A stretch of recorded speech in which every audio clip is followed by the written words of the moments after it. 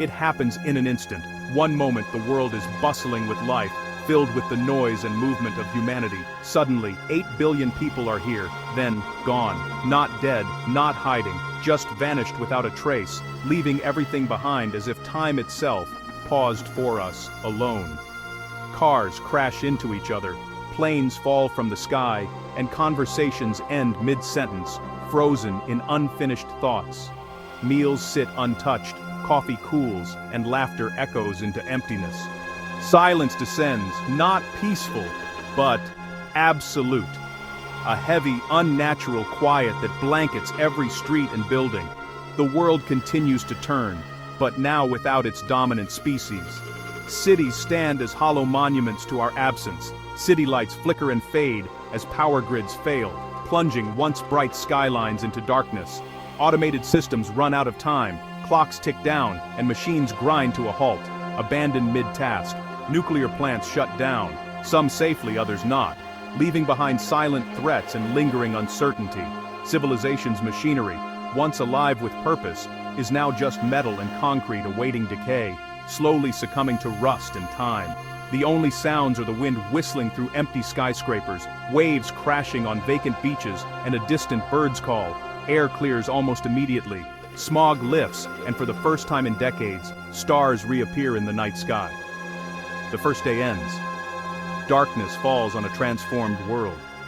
City lights go dark, and a new silence settles in. Pets and zoo animals sense something is wrong. They wait, confused and anxious, for people who will never return. The world is handed back to nature. The transition will be relentless, as plants and animals begin to reclaim what was once theirs. The stage is set for a drama of collapse and rebirth. Nature moves in, unstoppable, ready to write the next chapter in Earth's story. Cities, humanity's monuments, are the first to surrender. Without people, nature begins its assault. Subway tunnels flood, basements weaken skyscrapers, weeds and trees crack pavement and take root in gutters, roads crumble, highways become impassable, buildings rot, mold spreads, animals move in. Glass towers become vertical forests for birds and bats. Bridges rust. Within a century, some collapse into rivers below. Our icons become twisted steel reefs, silent monuments reclaimed by the sea.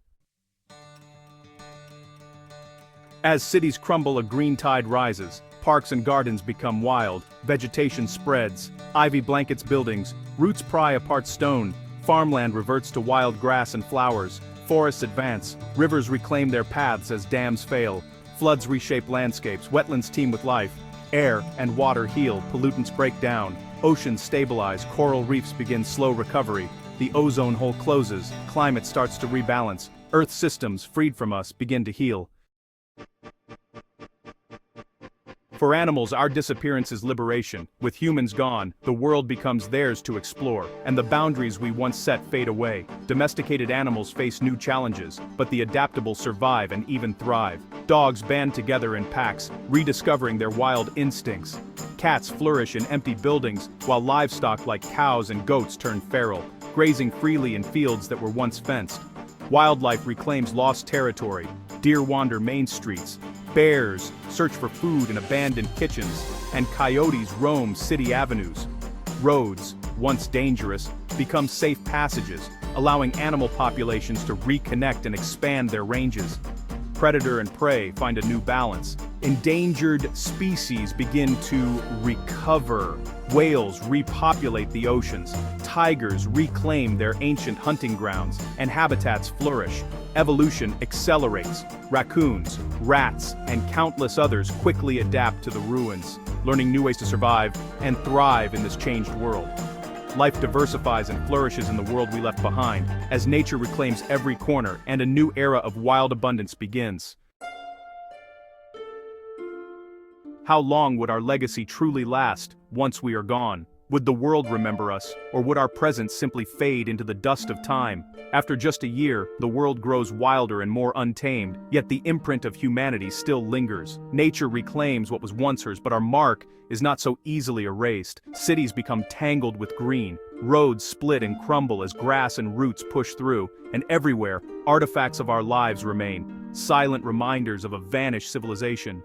Above, satellites continue their silent orbits, circling a planet that has become a vast, decaying museum. Dust settles on forgotten treasures, untouched by human hands. Jump ahead a century. Wooden houses rot and collapse, their timbers swallowed by the forest. Suburbs dissolve into wild thickets, and steel structures corrode, slowly returning to the earth. Towering skyscrapers are overtaken by thick vines, their concrete shells hidden beneath a living jungle. Urban ruins become islands of wilderness, teeming with new life. Yet, some things endure far longer. Plastics, scattered across landscapes and embedded in sand, persist for millennia, our most toxic and lasting legacy. Stone monuments and massive dams stand for centuries, while open-pit mines slowly fill with water, transforming into strange artificial lakes. From above, our grandest marks are scars, vast wounds on the landscape, visible even from space, testaments to our ambition and carelessness. In the end, the earth begins to heal. The air grows clean, oceans teem with fish, and life flourishes once more. But humanity's echo lingers. Plastic trapped in rocks, radioactivity in the soil, fossilized ruins beneath the trees. We were a brief, brilliant chapter in Earth's vast story, a flash of innovation and destruction, now fading into memory. The planet moves on, perhaps even thriving in our absence, as forests regrow and valleys return to silence. The silence we leave behind is a haunting question, echoing through empty streets and overgrown playgrounds. Did we truly deserve the world we inherited, or was it always meant to slip from our grasp?